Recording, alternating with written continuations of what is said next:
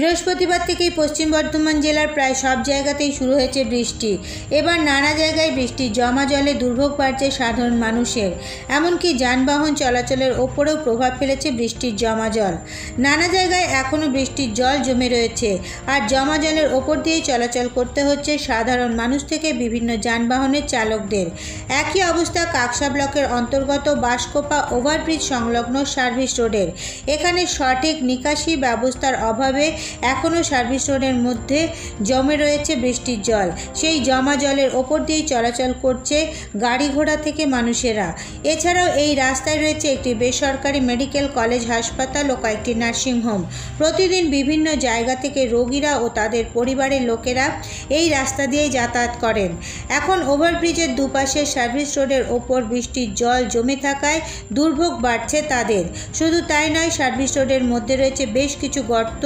বিভিন্ন গাড়ির চালকেরা জমা জলের ওপর দিয়ে যাতায়াতের সময় দুর্ঘটনা ঘটার প্রবল সম্ভাবনা রয়েছে। তবে ইতিমধ্যেই সার্ভিস রোডের জমা জলের কারণে বেশ কয়েকটি দুর্ঘটনা ঘটে গেছে বলে অভিযোগ এলাকার বাসিন্দাদের। তবে এলাকার মানুষের সবথেকে বড় অভিযোগ, এই সমস্যাটা আজকের নয়, দীর্ঘদিনের সমস্যা। অল্প বৃষ্টি হলেই রাস্তা সহ গর্ত জলে জমে যায়, যার কারণে অনেক পথ দুর্ঘটনা ঘটে এখানে। এমনকি একটু বৃষ্টি বেশি হলেই রাস্তায় জমা জল বাড়ি দোকানেও ঢুকে যায়। এই নিয়ে জাতীয় সড়ক কর্তৃপক্ষের কাছে বারবার অভিযোগ জানানো হলেও জাতীয় সড়ক কর্তৃপক্ষের সমস্যা সমাধানের জন্য নেই কোনো হেলদোল, আর সেই কারণেই দুর্ভোগ বাড়ছে সাধারণ মানুষের। এটা আমাদের অভ্যাসে পরিণত হয়ে গেছে। এখানে যে ঝেড়ে বৃষ্টি হচ্ছে বলে এই অবস্থা হয়েছে তা নয়, সামান্য একটু বৃষ্টি হলেই আমাদের এই রাস্তাটা ডুবে যায়, আর যে কোনো মুহূর্তে আমাদের বিপদ হতে পারে। প্রথমত যে গাড়িগুলো আসে এদিকে, তাদের অনেকের আইডিয়া থাকে না যে এখানে কতটা জল জমে আছে। এমনভাবে গাড়িগুলো চলে যায় যে কোনো মুহূর্তে গাড়ি অ্যাক্সিডেন্ট করতে পারে। এছাড়া এই জলটা আমাদের যখন গাড়ি যায়, সেই জলটা আমাদের এই বাড়ির মধ্যে ঢুকে যাচ্ছে। দেখুন বাড়ির ভিতরে সব জল জমে যাচ্ছে।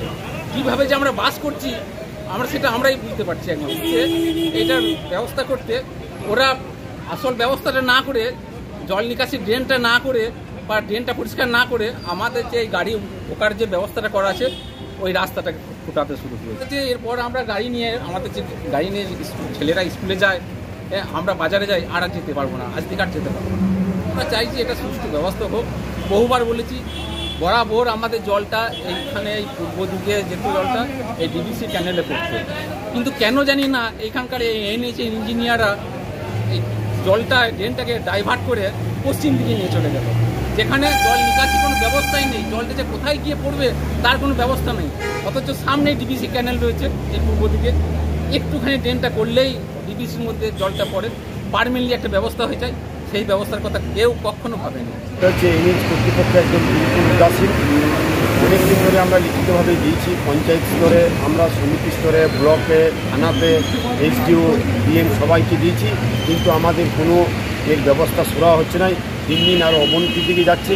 এনএইচ কর্তৃপক্ষের কাছে আমরা বারবার কাছে গেছি, এনএইচে এসে আরও বেহাল করে যাচ্ছে। কোনো না ড্রেন করছে, না জল নিকাশির ব্যবস্থা করছে, এবং দিন দিন অবনতি হচ্ছে।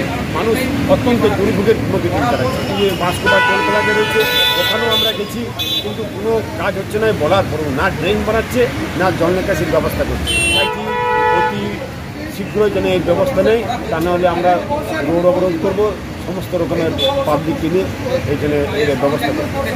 চলছি, যতবারই আমরা আসি আমরা বারবার করে বলছি, কিন্তু কোনো কাজ হয় না। কোনো প্রশাসনকে বললেও শুনছে না। এটা মানুষকে দুর্ভোগের শিকার হচ্ছে।